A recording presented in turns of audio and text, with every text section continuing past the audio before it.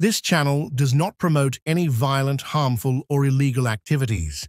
All content provided by this channel is meant for an educational purpose only. 900 kilometre দূরে গিয়ে police এখান থেকে ধরে নিয়ে এসেছে গার্ডেন্স থানা।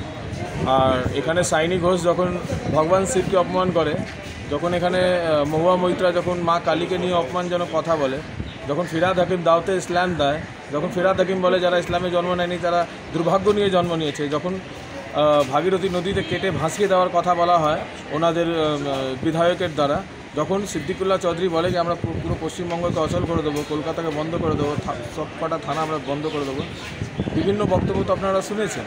তো কলকাতায় যারা আছে, যারা পশ্চিমবঙ্গে আছে, তাদেরকে এনারা শেল্টার দেয়।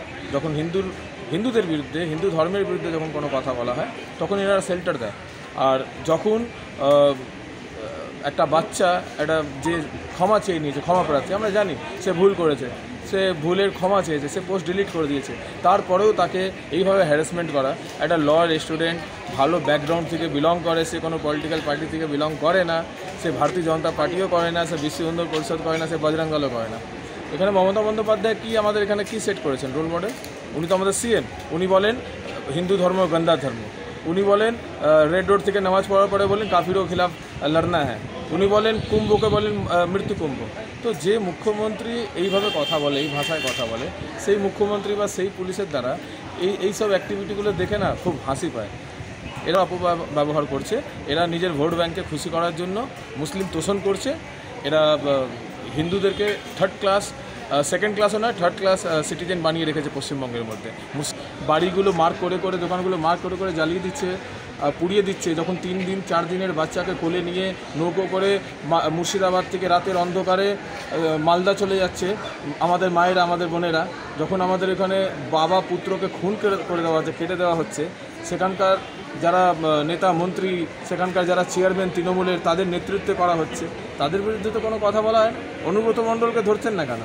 লজ্জা পাচ্ছে না? এই পুলিশের লজ্জা পায় না? এই পুলিশ নিজের মা, নিজের বউ, নিজের বোনদের সম্মান বাঁচাতে পারে না। এই পুলিশ মেরুদণ্ডহীন পুলিশ, এই ছোটি ছাটা পুলিশ, এই এই এই পুলিশের আমি আর কি বলবো। এই পুলিশ গিয়ে একটা বাচ্চা মেয়েকে ধরে আনে, লজ্জা পায়। অভিযোগ তো একটাই ছিল যে she has made some comments over social media which did not go down well with certain sections of the society. Subsequently, multiple FIRs were drawn against her. We preferred a writ application before the Honorable High Court. এইটা বলে যে পুলিশের over action আছে এই ইস্যুটার ওপরে regarding the arrest. Honorable High Court took the matter into consideration, directed the state to produce the case diary on the 5th of this month. আরও স্টেটকে direction দিয়েছেন তার বেসিক নেসেসিটিসগুলো যাতে ফুলফিল করা হয় ইন কারেকশনাল হোম। এবং honourable high court এটাও বলেছেন যে সাবসিকুয়েন্ট যে কটা এফআইআর হয়েছে 7 অ্যাপার্ট গার্ডেন রিচ পিএস, সেই এফআইআরগুলো স্টে থাকবে। এবং এছাড়া এই with this cause of action আর যেন কোনো ফ্রেশ এফআইআর স্টার্ট না হয়। আমরা প্রেয়ার করেছিলাম পুলিশের over action in the arrest, আর আমরা প্রেয়ার করেছিলাম যাতে ওকে অ্যাটলিস্ট ইন্টারিম বেসিসে কোনো রিলিফ দেওয়া হোক, অ্যাটলিস্ট ওকে রিলিজ করে দেওয়া হোক। স্টেট বলেছিলেন আমাদের কাছে কেস ডায়েরি এই মুহূর্তে নেই, আমাদেরকে সুযোগ দেওয়া হোক কেস ডায়েরি প্রডিউস করার জন্য। অনারেবল হাইকোর্ট স্টেটকে সুযোগ দিয়েছেন 5 তারিখে কেস ডায়েরি প্রডিউস করার জন্য। অনারেবল হাইকোর্টের কাছে তুলে ধরেছিলাম যে সিমিলার সেটস অফ অ্যালিগেশনস অন্যদের আগেনস্টেও এসেছিল এর আগে, এবং তাদেরকে দ্রুত জামিন দেওয়া হয়েছিল। অনারেবল হাইকোর্ট তখন কেস ডায়েরি চেয়ে পাঠায়।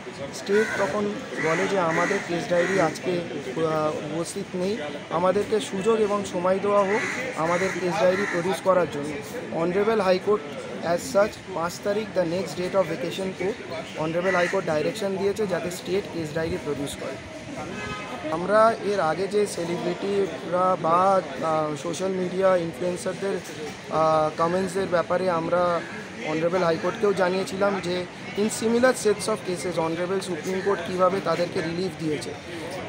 তো honourable high court was wanting to C the case related documents আজকে, কিন্তু স্টেটের কাছে সেই ডকুমেন্টসগুলো ছিল না, কেস ডায়েরি ছিল না। স্টেট বলেছে অনারেবল হাইকোর্টের কাছে টাইম ক্লিয়ার করেছে এবং next date that being 5th state case diary produce করবে, তারপর বাদবাকি অ্যালিগেশন যেগুলো আমাদের স্টেটের আগেনস্টে আছে সেইগুলো অনারেবল হাইকোর্ট শুনবে। সাহেব বললেন যে 5ই জুন নেক্সট দিন মামলাটা আবার থাকবে, তখনই শুনানি হবে এবং কেস ডায়েরি পেশ করতে বললেন। গার্ডেন রিচের যে মেন মামলাটা আছে সেটাকেই মূল ইনভেস্টিগেশনের মামলা বলে ঘোষণা করেছেন জজ সাহেব, এবং সেটা নিয়েই যা আলোচনা হবে তাই হবে। এর বেশি কিছু পাস করে কিছু এমন বক্তব্য রেখেছিলেন যেই বক্তব্যতে একটি পার্টিকুলার রিলিজিয়াস কমিউনিটির সেন্টিমেন্ট হার্ট হচ্ছিল, যে কারণে 15 থেকে 21 তারিখের মধ্যে প্রায় 4খানা বিভিন্ন থানায় ওনার বিরুদ্ধে অভিযোগ দায়ের হয়। 15ই মেতে যে অভিযোগটি দায়ের হয় সেটা আপনার গার্ডেন রিচ থানায় দায়ের হয়, যার বেসিসে উনি গ্রেপ্তার হয়েছিলেন। এবং আদালতও আজকে নিজের অর্ডার পাস করার সময় বলেছে যে ভারতবর্ষের যে সেকুলার ফ্যাব্রিক, সেই সেকুলার ফ্যাব্রিকে দায়িত্বশীল বক্তব্য রাখাটা সোশ্যাল মিডিয়া বা পলিটিক্যাল স্টেজ থেকে সবার দায়িত্ব।